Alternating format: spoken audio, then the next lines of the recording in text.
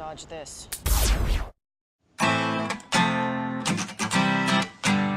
Welcome to the Malliard Report, the fastest hour in paranormal talk radio.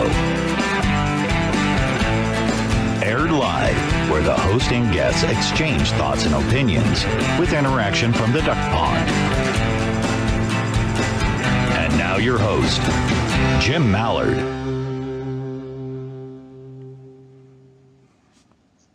I am here, driving myself nuts, but that's okay. One of these days, we'll have this all settled out. My guest tonight, A, how are you? First, let's go there. How are you doing tonight? I am doing well, thank you, Jim. How are you? Oh, I'm going insane, but that's here and there. So when did you start doing radio? Let's start there. Oh, back in like 2011, I started officially doing radio, but I was doing YouTube videos and stuff going all the way back to like the end of 2006, beginning of 2007.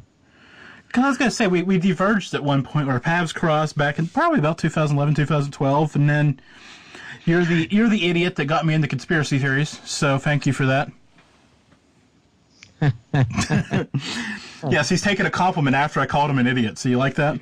Good to know that I'm the guy responsible for that. Well, I remember years ago we used to communicate on Twitter. That's where we first met, and we started communicating via Twitter. And I started, I liked paranormal stuff, and we started chatting about that. And then you started paying attention to the conspiracy stuff that I was putting out, and your thing melted your brain out of your ear. Yeah, I was going to say, so that's where this show's going to head. You're interested in, we have some paranormal questions that I haven't had. I mean, seriously, I don't know why it's taken me, 6 years to have you on the show. But I feel now is probably a good time, if there had to been the first time laid out as any, because of all the stuff going on in the world. And then we'll get into some of this other stuff. There's a lot of stuff on my list, and we've got an hour, so I'm not quite sure how we're going to do this all, but we'll get there. So, I guess the first thing is, what part of the paranormal stuff are you interested in? Pretty much all of it. Paranormal itself is very interesting, whether it's cryptids. I guess you could label everything's kind of falls under that umbrella term of paranormal. I don't know if you could consider cryptids paranormal. I do. Of course, I consider conspiracies paranormal now too. So it's fair enough. I like pretty much all aspects of paranormal, whether it be like ghost stuff or whether it be UFOs or cryptids or anything interesting. The missing in the woods things, the stories from like rescuers. There's a guy named Politis. He wrote a book, a couple books. I had him on last year. Yeah, he's Politis is an interesting guy, Dave Politis. But there's like researching it further. There's other people that they could be making the stories up, but there are researchers that put stuff out on Reddit too. And yeah, you could take what you read on Reddit with a grain of salt, but some of these guys, the technical information that's put in with the things they write about. And I don't know, man, the people going missing in the woods and the weird things they find in the woods, like staircases, supposedly. Now, I don't know if that's just some creepypasta stuff or if that's real, but supposedly there's search and rescue workers that they find like just abandoned staircases in the middle of the woods, out in the middle of nowhere, which is creepy. And it's like someone took them off of a house and just placed them there, and then they're supposedly told not to go near them. So yeah, there's a lot of weird stuff, man. Bigfoot's kind of not really weird though. Bigfoot was my first thing I ever got interested in when I was a little kid. That's what led me on the path of conspiracies, was Bigfoot. How does that tie to conspiracies? Help me out here. My mother bought me a book called Mysteries of the Unexplained, and it was all about like Bigfoot and aliens and everything else. And there was this like 3-page chapter on conspiracies in there, and it talked about the Lincoln assassination and the Kennedy assassination. And I was like, hey, what's this? And that was it. I was going to say, and that was it. And that's, I think what got me, now this is kind of controversial, I'm sure we'll get back to it as well.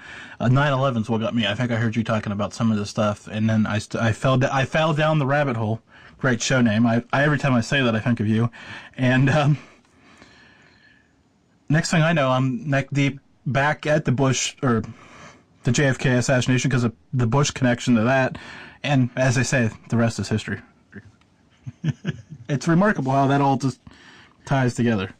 A lot of times people, when I talk to them, they tell me things like that. Like they went on one topic, whatever it may be. They went on to look into it, and everybody, I always say, has their own doorway.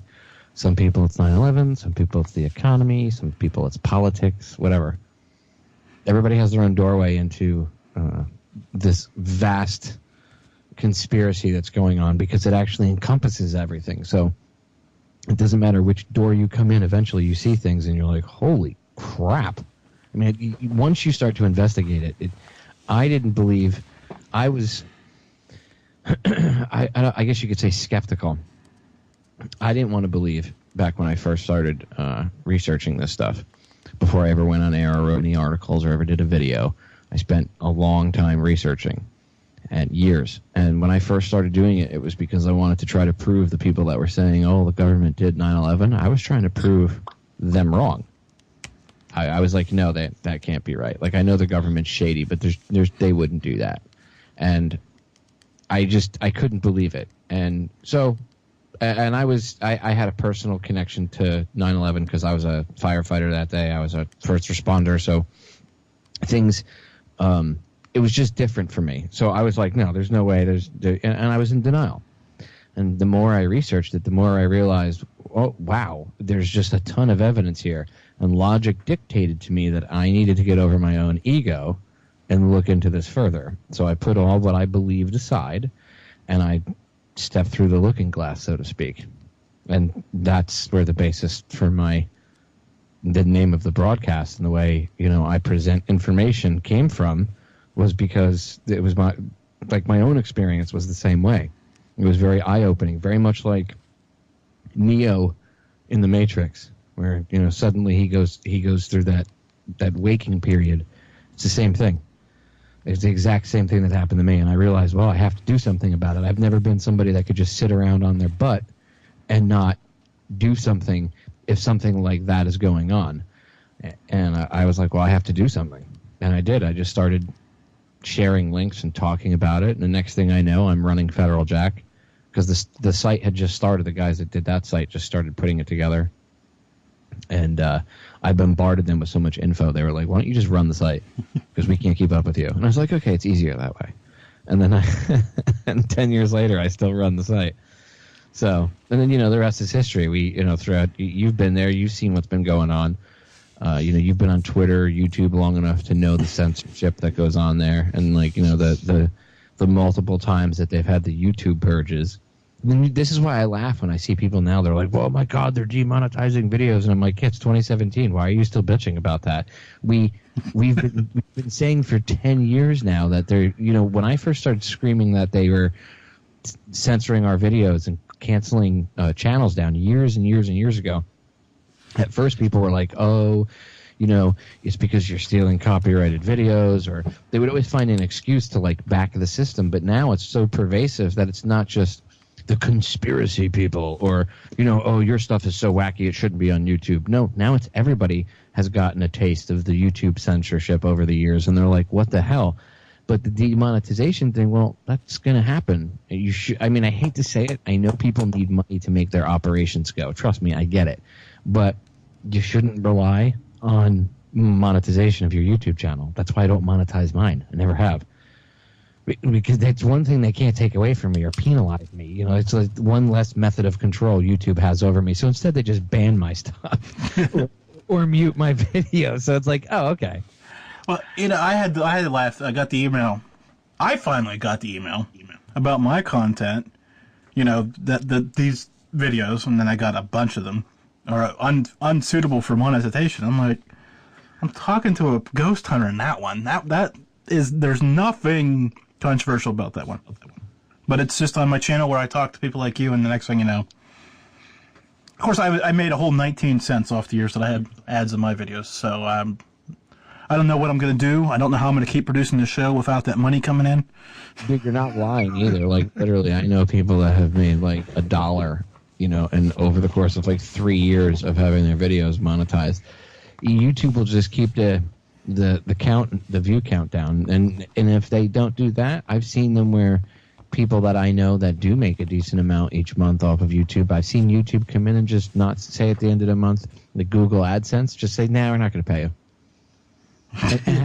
and have to like they have to fight for the money, and they're like, hey, you owe us by the time that they get their money, Google owes them a couple grand, and it's because Google's like, yeah, we don't want to pay you.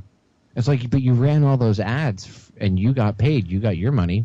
You ran your ads on my content. The deal is that you now I didn't have to deal with this, but I know people that did monetize their channel and dealt with that. That's why I was like, see, I know people need funding, but we have to figure out a different way to do this. Honestly, the people that listen to the shows should just, if you like a show, just pick like, let's say you listen to, I mean, nobody listens to like 80 different podcasts. Maybe some people do, but for the most part, people are probably listening to, at the most, maybe like 10 different shows on the regular.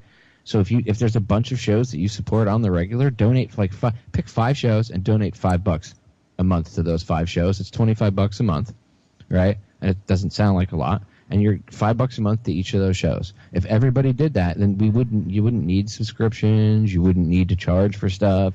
You wouldn't need, to deal with the YouTube stuff. People wouldn't have to worry about monetization and all that, because it does cost money to produce content. You need to buy computers, you need to buy the programs, you need to buy the mics, you need to buy the board. You know this.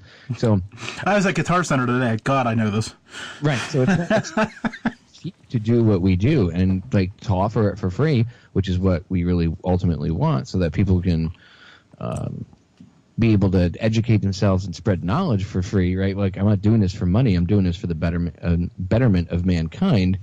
But then the problem is, there's the reciprocation of, from the people going, well, we're not the ones telling the truth, but we're the ones receiving the information. We should at least, help out in what way we can. And there are podcasts that have that kind of model of how they deal with their listeners, and their listeners do donate to them or help out, and that's the way it should be. Then you wouldn't have to worry about corporate advertising. Then when the advertisers said, well, we don't like the message that our stuff, our advertisements are being displayed on, okay, bye, I don't need your money. See ya. Bye-bye now. Have a nice day. That's how you get rid of that method of control. And I know it's hard to just say, go away, I don't need your money. Trust me, I know it's not easy to buy computers and all that other stuff out of your own pocket, plus pay your own bills. I know. That's how come the big news corporations have that kind of an advantage. And the way they keep that advantage is by cutting off funding. So we just have to get creative and intelligent with the way we fund our operations. That's all. You don't have to do anything illegal. You just got to think outside the box. Yeah, and I think more and more, I'm not a fan. Since we're at this point, I'll just say this. I'm not a fan of people selling memberships to their sites. For one plain and simple fact reason, if you want the information to get out there, and then you put behind $5 a month even, well, how is it going to get out there? I don't get it. Well, that's why that's why I say the listeners should just donate. If every listener, I agree with you on that, but I'm just saying these people that are out there selling memberships, I just don't get the. Well, I know why. Well, they're kind of forced to do it. I get why they're forced to do it, because they're, you need to be able to pay for bandwidth and everything else.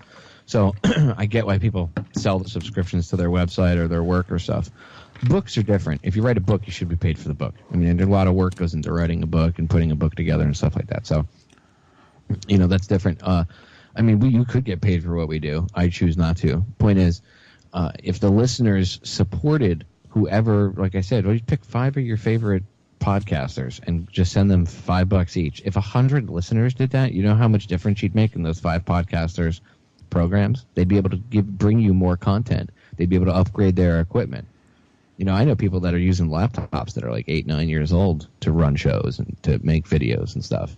And it's not like you can just run out to the laptop store and buy a new one and it has every program you need. Sometimes people have to buy programs. Sometimes they know someone that might be able to get them a good copy of a program. The point is, still, it costs money out of your pocket to do all that stuff. So I get why they do it, but I found a way to do it at very low costs and give everything out for free over the years.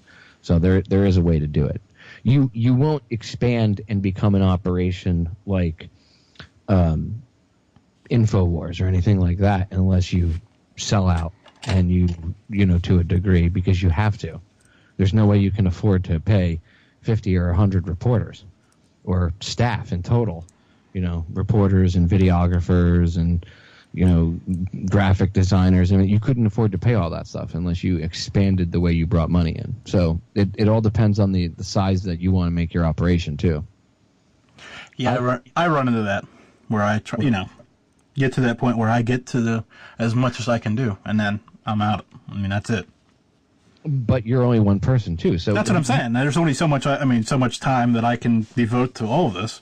Even though, what I'm saying. Having a conversation with somebody about something sometimes is inspiring enough, Jim, that it'll make people look and think outside the box, and that's all we really do, and that's all we really need to do, is to get people to think for themselves and to not be controlled, and to remember how the control works and not allow themselves to get pulled back into it. So like you see now. I've got the smooth radio segue, and seriously, this is the next thing wrote down on my notes. No lie. The next topic on my notes. You ready for this? Go ahead. Religion. Well, speaking of giving money for the people at times, I don't know. Send money. We keep the blessings coming. Of course, you're sending money to a. God seems to be bad at balancing his checkbook. Apparently. He's all-knowing. What did George Carlin used to say in his bit? He's all-knowing and all-seeing, all-powerful, but he's not good with money. Just horrible with money. He constantly needs more and more money. Now, obviously, it's the organizations themselves. And, mainstream organized religion is used, like anything else, to control people. And there are things that are not holy or spiritual based, I guess you could say, that can be considered religions too. Science could be considered religions, or a form of religion. The way certain people won't think outside of a certain pattern of thinking, and they allow themselves to be stuck into a box, so to speak. It doesn't matter. There's a lot of things that you could consider a religion almost, with the way people are fanatics about it. But mainstream religion itself, to answer your question, blah.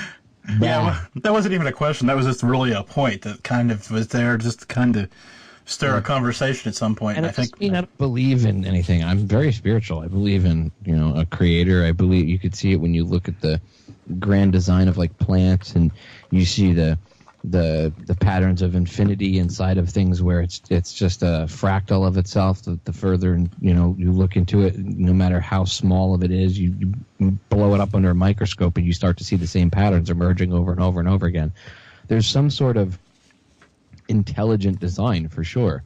I'm just not going to pretend that we know what it is, because we don't. That's like when people say, "Well, we know everything about the Earth. There's no such thing as Bigfoot or Nessie or any creatures, or the megalodons couldn't still be around or anything," because we'd know. Really?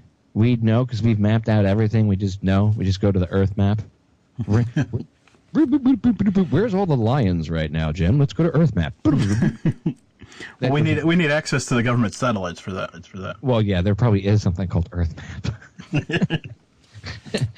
You want me to turn on the conspiracy side? There probably is something called Earth map, and they probably know where everything is on the planet. I'm going to take that one step further, and where everyone is. Well, if you go inside like the CIC of a ship, like a guided missile cruiser, so to speak, okay, like let's say the Fitzgerald, the one that collided with the cargo vessel, they have inside CIC alone a wall of monitors, and on those monitors, you can see where every ship is.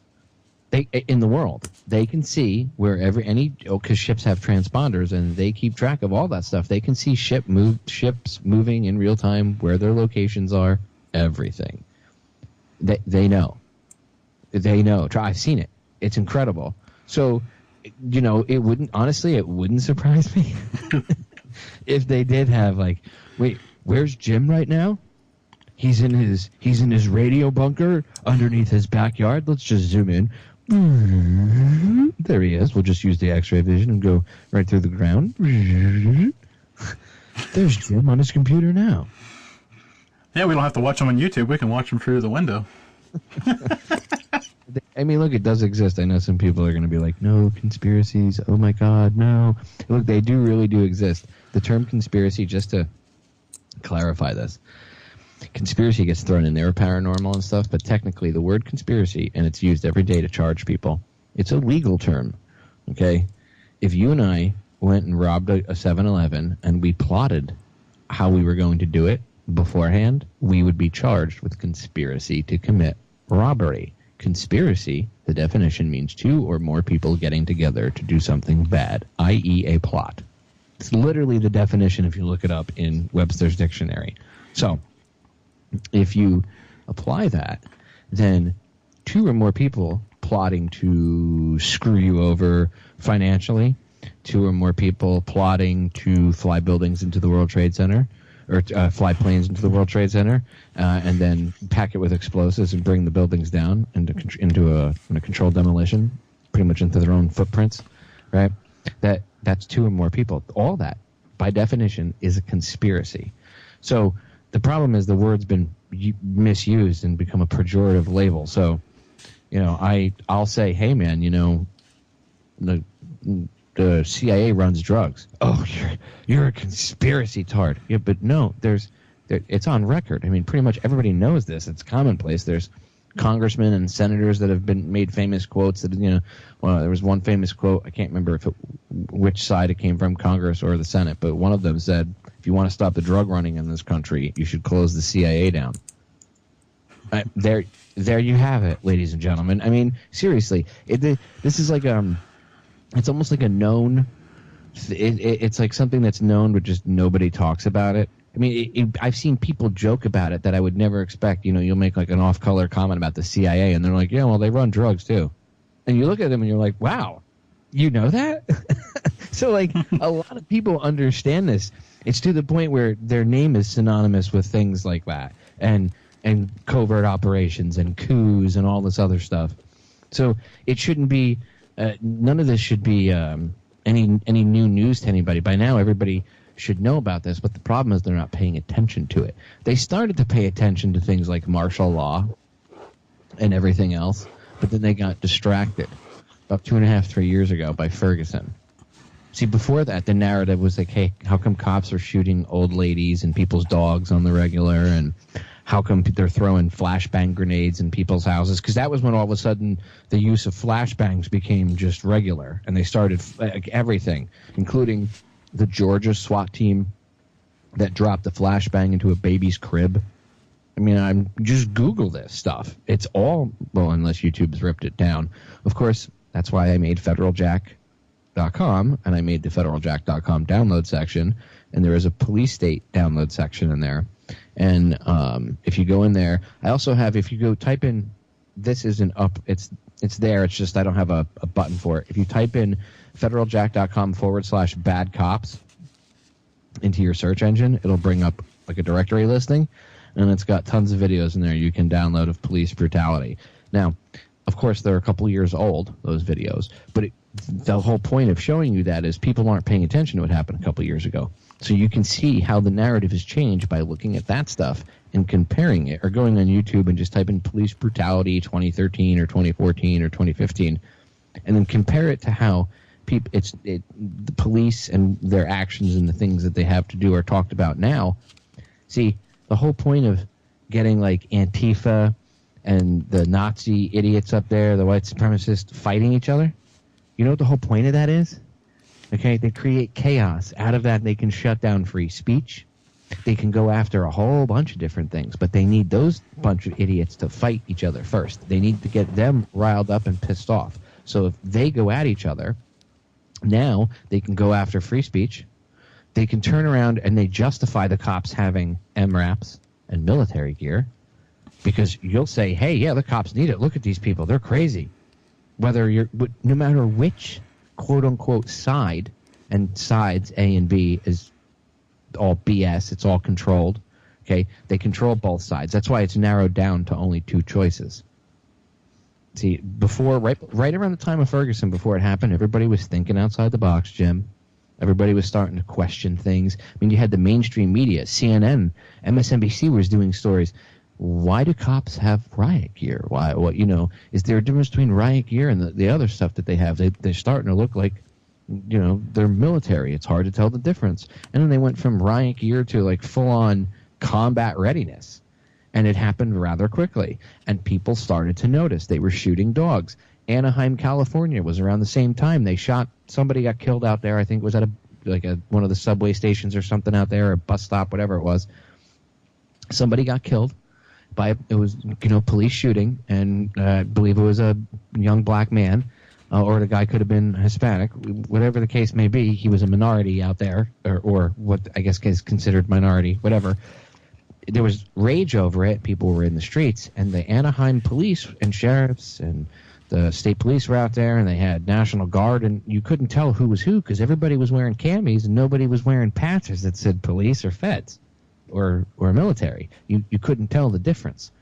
And I remember doing a show about it with a friend of mine who's prior military like myself, and we were looking at pictures while we were on air, and we were having a real hard time differentiating between the police and the military that were on the ground there, because you couldn't, because everybody was in camouflage and everybody was riding around in armored trucks. So how does that make the people of Anaheim feel? Well, it made them feel like they were, under martial law. So those pictures come out. People start questioning it. They start questioning the cop shootings. They start questioning the dog shootings. They start questioning police brutality in general. People started to realize it wasn't just, black people, or it wasn't just Latino people, or it wasn't just this person or that person. It was everyone had the problem of police brutality.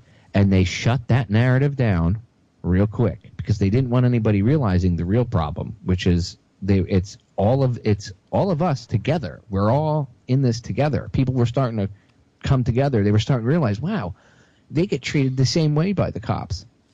So they get treated the same way. You know what I mean? They get abused. They get shot. They get hurt.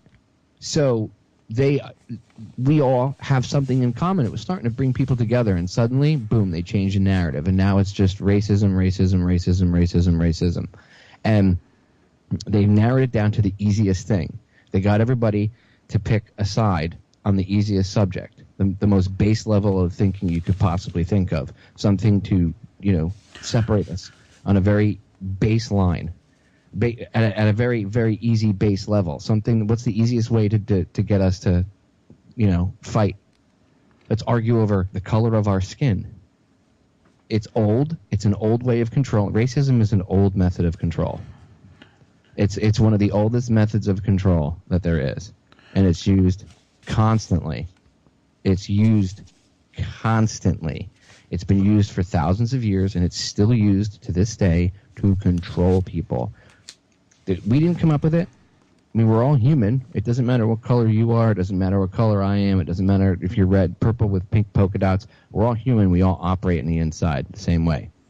All right? Our bodies, if you look at it like a car operates the same way on the inside. Doesn't matter what it looks like on the outside. Yes, there's rotary engines and stuff like that, but basically the car operates the same way. So we're the same way as humans.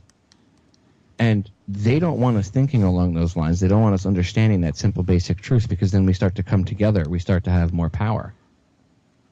So instead, what they do is they get us to fight at a very base level of thinking over the most stupidest of things. Oh, you have black skin. Well, I have white skin. Well, I'm better than you. No, I'm better than you. No one's better than anybody. We're all on the same team. It's absolutely, it's one of the most base levels of thinking you could bring humanity down to, and that's what they've done in the past 2.5 years. The narrative went from how come they're after all of us? Why is there a police state? What's going on? People are starting to think for themselves and think freely. And within like 2.5 years, they got everybody back into A versus B, the false illusion of choice. You can only have, A or B. You can only have left or right, black or white, Republican or Democrat. It's bullshit. It's stupid. There's obviously more choices than that, but the only way that they can control things is to keep it narrowed down to 2, A or B. And they control both A and B. And that's what you saw happen on Saturday, was the most vile people on either side came together to fight. Antifa is just as bad as the neo-Nazis. they're like hardcore communists. They want to I mean, it's stupid to think that they came about just to fight fascists. Stop it. Stop it. Don't start to promote communism as a way of fighting fascism. That's just absolutely ridiculous and bullshit. And people need to pay attention. Look, both sides are stupid. And I have no love for neo-Nazis. My grandmother was in a concentration camp. She was a Dutch Jew. She was in a concentration camp in World War II. I have no love for neo-Nazis, period, or their retarded ideology. But them and the Antifa idiots both have the right to say what I might not agree with anything either of them says, but they both do have the right to freely speak. And I'm seeing after Saturday, I'm seeing people scream for censorship. Well, this type of stuff should not be allowed on the internet or whatever, or not allowed to be spoken. So we should get rid of it. And I'm like, dude, and people are actually, Jim, I'm seeing people like, yeah, we should totally just silence people or take this off the internet or whatever. No, we shouldn't be silencing anything. Just so people understand, even if the speech you don't like, you find abhorrent, right? You need to defend it. You need to defend its right to exist, because if you don't, and you say, well, their speech can be taken away, then one day someone's going to say the same thing about your speech, that it's abhorrent and it offends them, and then they're going to come to take your speech away. And don't think they won't, because it's a slippery slope. If you allow them to take away and start banning people's free speech, then it just will snowball. And don't think that you won't be caught up in it, because you will. Everybody will. Yeah, I'm sitting here thinking, right off the top of my head, okay, so we ban that, and then we ban the things that we don't agree with. And, of course, Trump's in office, and we know how he feels about CNN, so we just wipe that off the planet. In the New York Times, and, well, us, because obviously we have no clue what we're talking about, and we leave the state-run TV of Fox Network, or Fox News. Okay, that'll work. Oh, I'm getting in trouble, aren't I? No, it's just absolutely ridiculous that people believe like what they, if you watched before the election a year ago, MSNBC and CNN praised everything the government did, everything that they possibly could do. Now all of a sudden it's, everything they do is wrong, and now Fox is the news organization that defends the president. But when Obama was in, they attacked him. And when Bush was in, it was the same thing. MSNBC and CNN attacked him, and then Fox defended him. You see how they switch roles back and forth? It's stupid. It's stupid. I mean, yeah, this whole thing is just dumb. And everybody keeps focusing on stupid things that Donald Trump tweets, or anything he breathes in the wrong direction, and they're all over it for 3 days. But what aren't they covering? How much armament and manpower is being moved into Syria right now? We have Marines on the ground in Syria. How many people even realize that? Newsflash, we have our Marines on someone else's sovereign soil, and their government didn't invite us in. That's technically an invasion. And they've labeled it that. And we're like, no. And our mainstream media doesn't talk about it. No, they're too busy talking about Donald Trump, his hair, and what he tweeted. But I gotta stop here. If Trump is listening, or someone at the White House, all I need from Trump right now is at Malliard. They are real, and we'll all understand there's aliens out there. We'll be cool. We could talk. I'll talk about that the rest of the century. Right. Well, I totally believe in aliens, dude. That's a whole nother side issue. Well, I want to diverge into some other things here, but I got one question. This isn't a simple question, but bear with me. Why is Area 51, quote unquote, the hiding ground of all this stuff, so well protected, but Fort Knox, the home of all the gold, so empty, or so underprotected compared to Area 51? Yeah, but is it really? Well, you could see Fort Knox from the highway. You can't get within like 2 miles of Area 51. You know Fort Knox has on that base there's active duty military. I do know that. I know that, but there's Marines there. They're within they train that if there's ever an incident or anything at Fort Knox, they have like fast reaction teams and stuff that could get over there. Yeah, I have no doubt that they are not worried about it. They have M1 Abrams tanks over there. Somebody tries to rob Fort Knox. But do you see what I'm saying? Though it seems so backwards. Well, there's probably really not any gold in there anyway, so it doesn't matter. Ah, there he stumbles out the gate. He finally got there. There's probably not any gold in the place to begin with. It's probably a big empty cell with a piece of paper that says IOU. And so that completes the hat trick. We've talked about religion, politics, and money. So, right. So let's get more into. Well, I've got a. Sean has been bugging me about, he's a big chemtrail person. Chemtrails came up in my chat room as well. Where are you at on this? You can give me the short version. Who, Raspatello? Has been bothered about chemtrails? Well, he's been bothering me about having you on, all fun, clean fun, because, he's part of the reason we got connected. But he's a cool cat. Sean's a good guy. Yeah, no, I'm glad he talks about chemtrails. Somebody has to. Look, they're real. They're terraforming the planet. They're geoengineering, and people. Look, when I grew up, I remember back in like the early 2000s looking up at the sky and being like, why is there so many lines in the sky? And over the course of time, it's like, wow, that wasn't there. I don't remember that when I was a kid. I remember big blue skies with puffy clouds. Once in a while you see a contrail, but no. This stuff started like hardcore back in the 90s, and it was anybody that grew up in that time period or was alive in like the 70s, and then young in the 90s and paying attention, or just around in either of those two time periods and looking up, you'll notice the difference. And then it's just gotten worse and worse and worse, to the point where, I mean, come on, you can't say that geoengineering doesn't exist. They just admitted it a couple months ago. They're like, yeah, we're going to have to spray aluminum particulate and diamond dust into the sky to cut back on the amount of sunlight that gets onto the planet. They're trying to dim the sunlight that hits the planet. By the way, I just want to remind everybody that the ecology of the planet relies on the exact amount of sunlight that we currently receive. So, but hey, no, global warming. Let's just dim the lights. Hey, have you guys ever grown any plants at all? Ever? You morons? Have you guys ever, experimented with botany? Because they need light, and, things have kind of acclimated themselves to the amount of light that they get. So dimming the planet, no, we have to do it because cow farts and SUVs. Wait, I've got to jump on you because this question just popped up in my chat room, and I'm just going to jump right on. You dimming the light, have we dimmed the people with it? Oh, well, that too. People are just as dim as the light. The dumbing down of society. We live in idiocracy right now.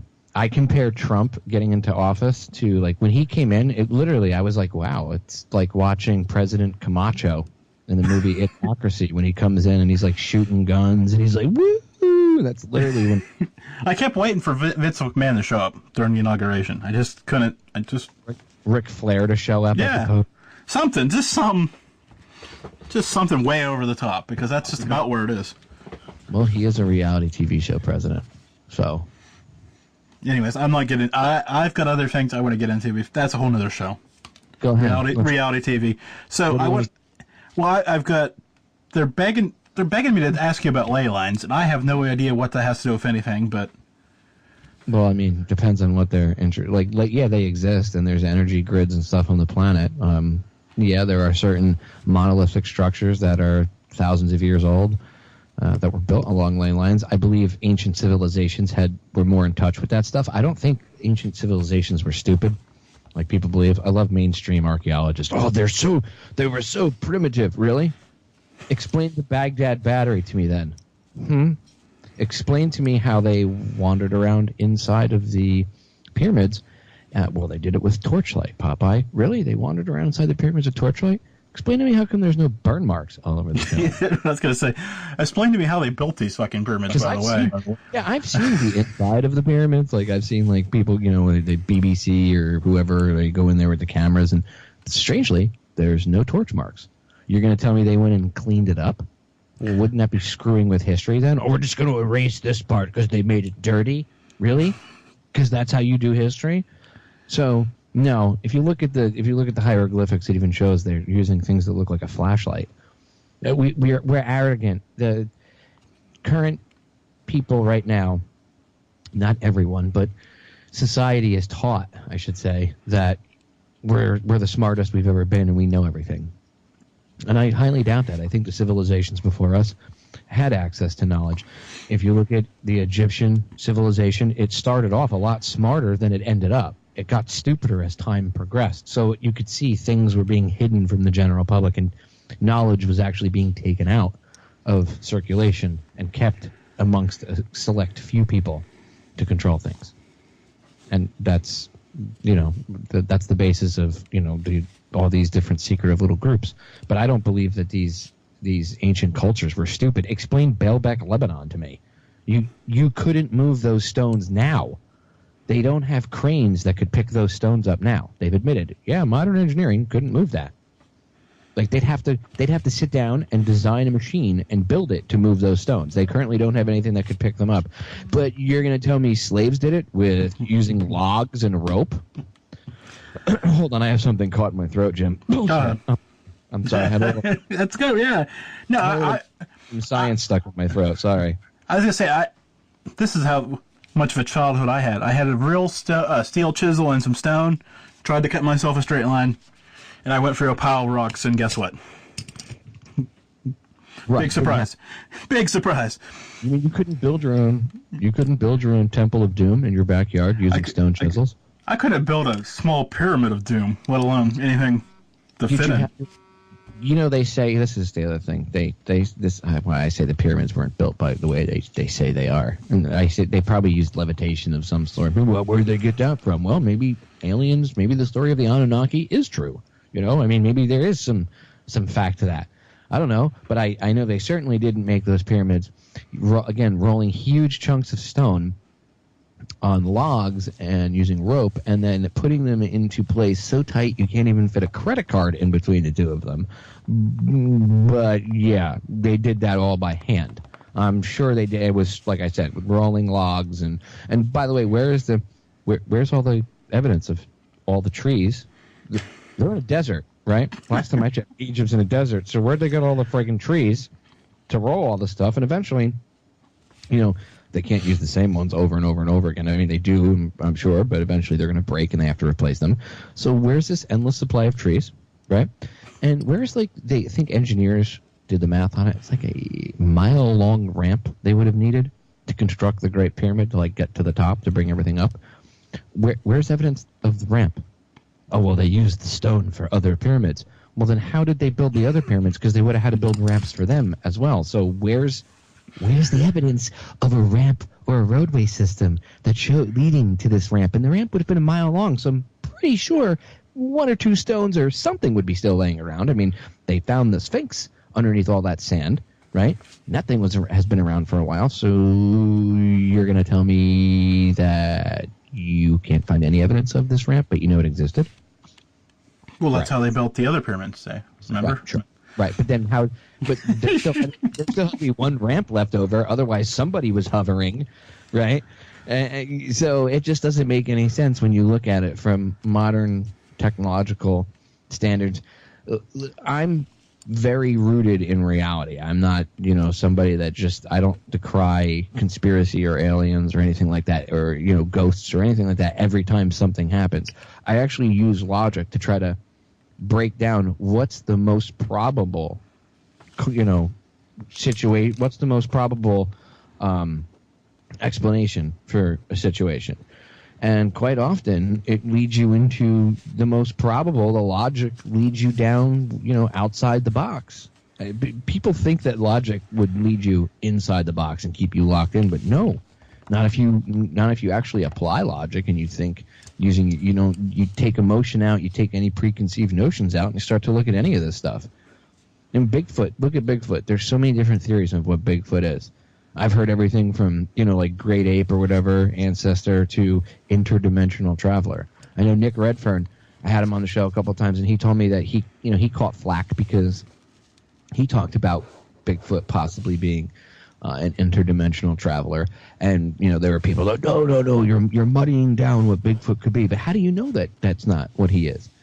I mean, science, mainstream science admits that there's a fourth dimension. We live in 3D. So that means the fourth dimension is something we can't see right now, but it's there. So mainstream science isn't even admitting that that's there. So how do we know that there's not beings or things on this planet that can travel in between those two dimensions? Like we go through a doorway from, your living room to your kitchen to get a cup of coffee. How do we know? Maybe that's why no one's found Bigfoot. Just saying. Okay. I'm going to cut you because I've got 15 minutes left and I've got a bunch of questions here, so we're going to tighten you up a little bit, okay? Go ahead. I know it's difficult, but... It's hard to rein me in. Go ahead. I know. So, black-eyed children. Yes, no, maybe so? Yes. I believe there's enough stories that there's some definite weirdness going on. Maybe they're from the hybrid, the government supposedly had a hybrid program, kind of touched on by the X-Files series, where they were, there's rumors that they take alien DNA and mix it with human DNA.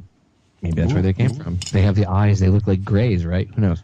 Or green. Is it greens or is it grays? I don't know. Anyways, that's a whole other topic. Speaking of alien stuff and military stuff, what the hell is going on in Antarctica?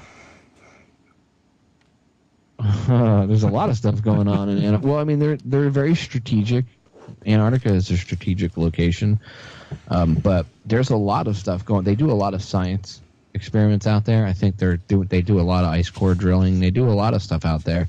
Kind of makes you wonder what's buried at the poles and why there's such a intense military presence there. Supposedly, the Nazis made it there, and they had New Schwabenland, and there's been even stories that there was a base there, and that's why they sent Byrd.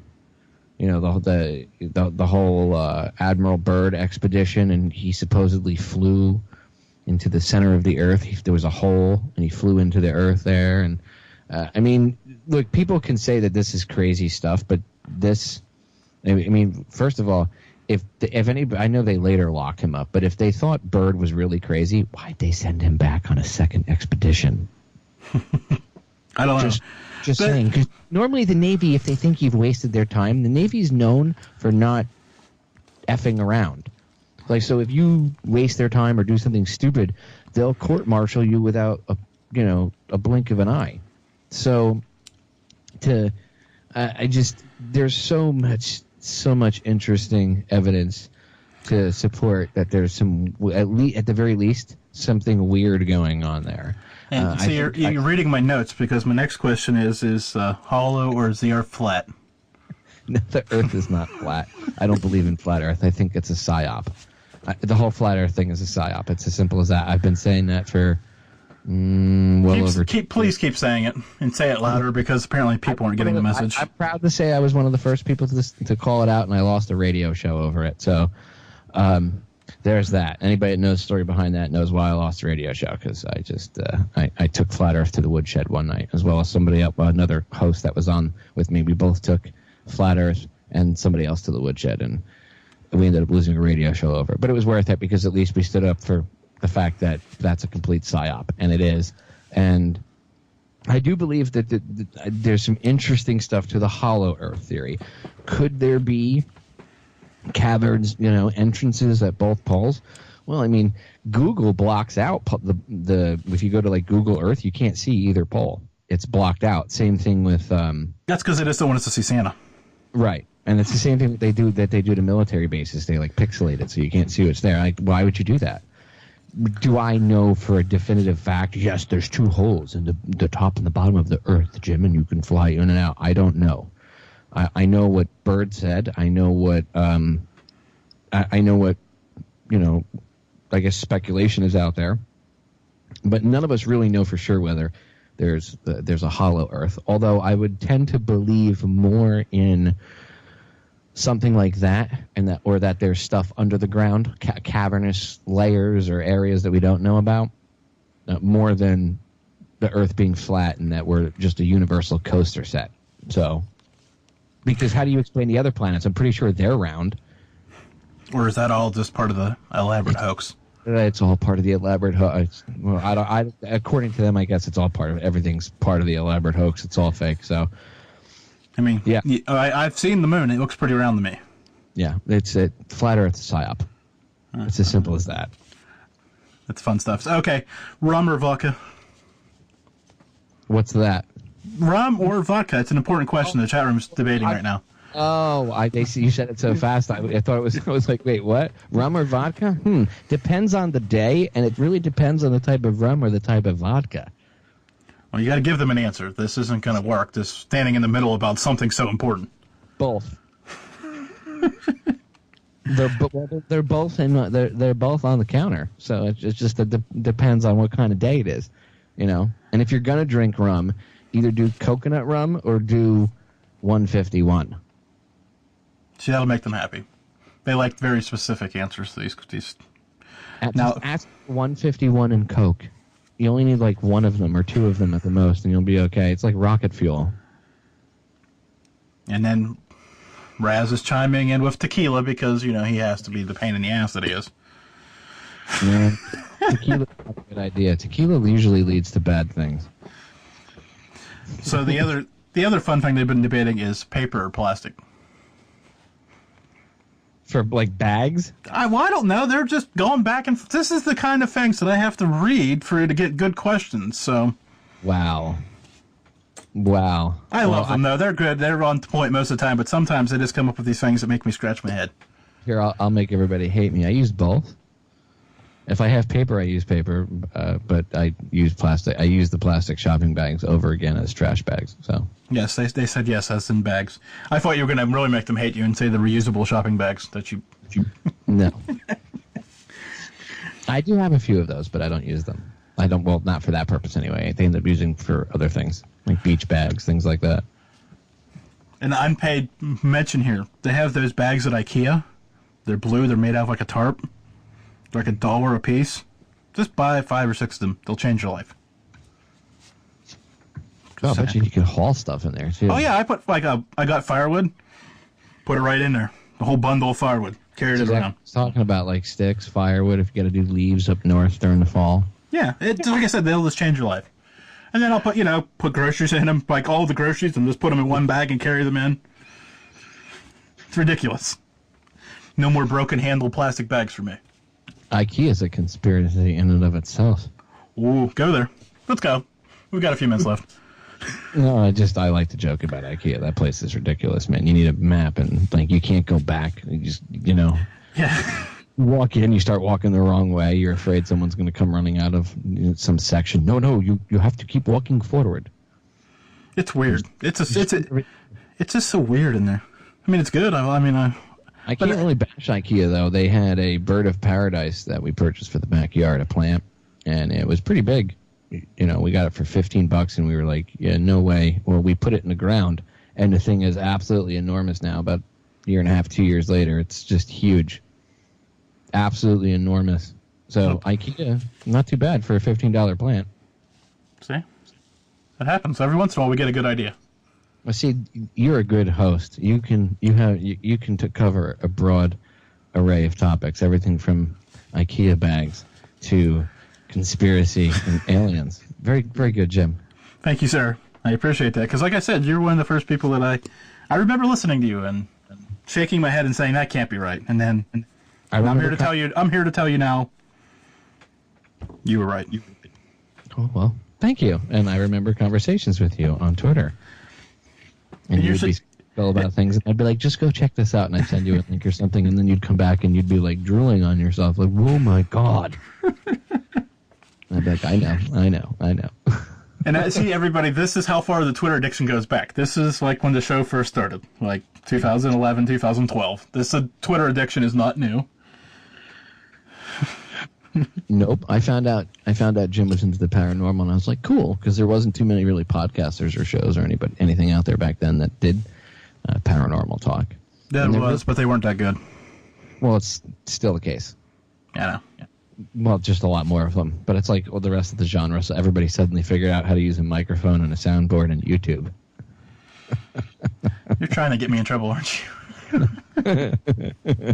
I'm sure someone's going to get mad at that comment. Oh, yes. And that goes to Popeye at...